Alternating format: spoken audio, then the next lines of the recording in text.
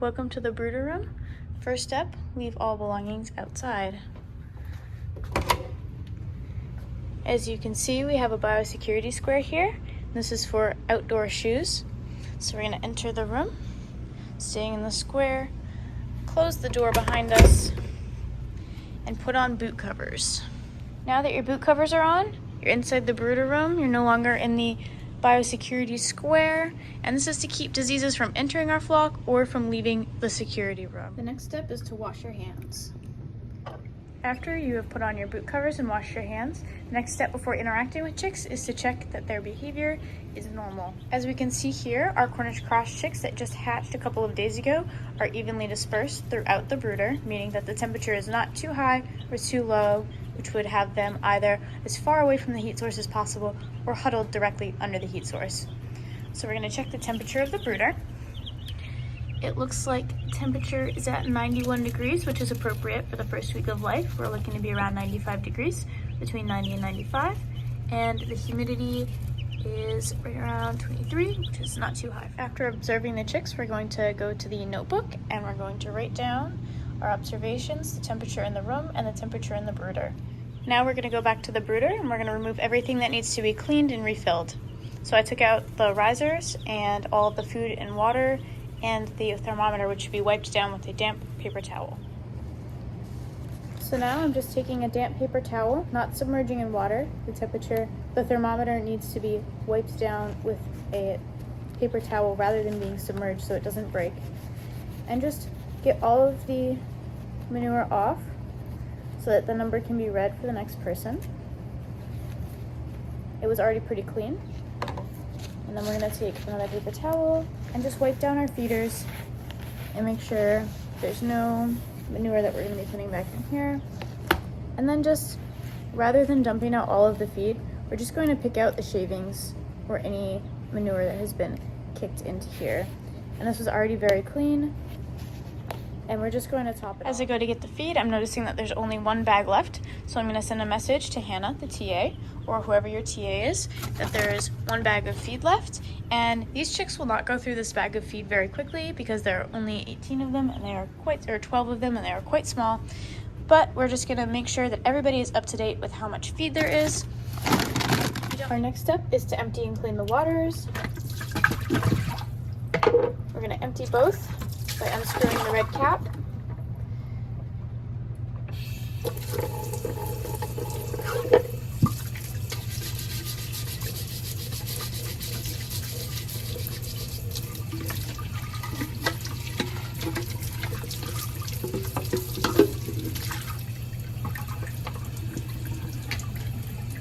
Take some palm oil soap, and we're just going to clean both of these waters.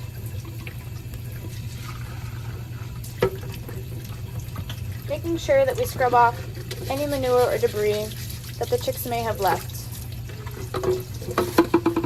Now we're going to come over to our supplement bin, and we're going to grab our electrolyte powder, 1/10 of a teaspoon, and we're going to bring this over to refill the waters with. So we're going to use this big orange water jug.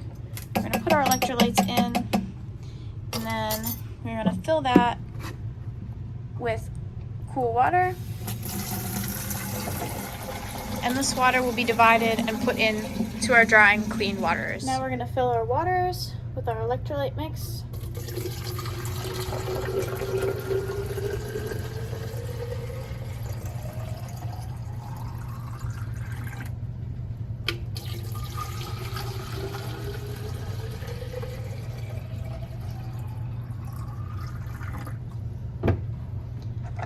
Put the caps on the waters. Flip them, and now they're ready to go back into the brooders. We're also going to wash out this green jug that we just used, a little bit of soap. Our next mission is to clean off the riser, so we're just going to take another damp paper towel and we're going to wipe this whole surface down until there's no more manure left so we can put it back in. Now that we've wiped down most of the manure, we can bring this back over to our brooder. And we're just going to place this in the center of the brooder, making sure we don't squish anyone. And they can walk in and out of this riser.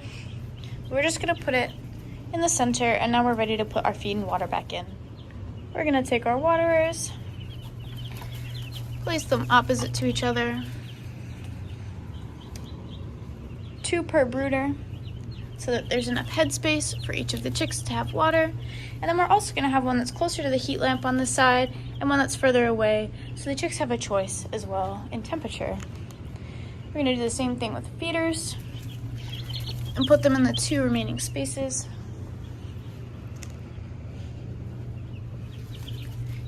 And as you can see, these feeders and waterers are full, they're clean, the risers are clean, and the chicks are now able to drink and eat.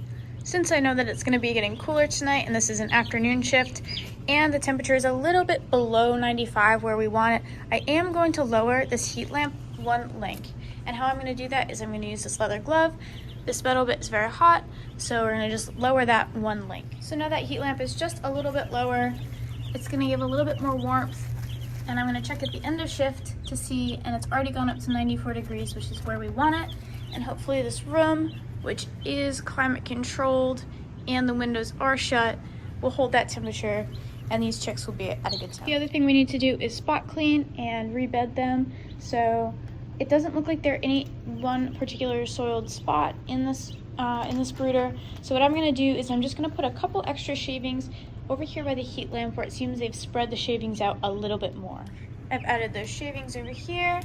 Just grab the bag. And this bag belongs right over here. Bedding. This one is gonna be on top though, just because we're short on space. Now we're gonna check all the mouse traps. This is what they look like. That one doesn't have a mouse in it. There are several along the room. One here, also empty. One in this corner, also empty. One over here, that one's good. And then one by the sink. Now that we've confirmed all of the mouse traps are empty, we're good to go to our binder. Note down what we've done. I wrote down the temperature, humidity, that I changed the heat lamp chain, that I washed the waterers and the feeders, refilled them, and then I also had another job, which was cleaning the incubator because these chicks just hatched and we're all done with the incubator. If there is an incubator with eggs in it, it will be over on this counter, in which case you will have a binder for the incubator and you'll need to note down the temperature and humidity that will read on this screen here, and that will be a part of your evening flock as well. Now that all of this is done and I've confirmed that all of the chicks are happy and healthy, I'm going to sign the book and that will be it for the evening shift. The book is signed. It's always worth checking the whiteboard here. This has very important information. So I have used the vitamin water for the chicks and I did refresh it even though it's a PM shift. And then the other note that is brand new is clean and disinfect the incubator parts in the sink. I did that. It can be erased. And then I did check all 5 mouse traps, and there are still 12 chicks in the brooder. To wrap up, I'm just gonna wash my hands. And now I'm gonna take off my boot covers. Take off a boot cover, step into the square, and the same with the other. And turning off the lights, we're all set to leave.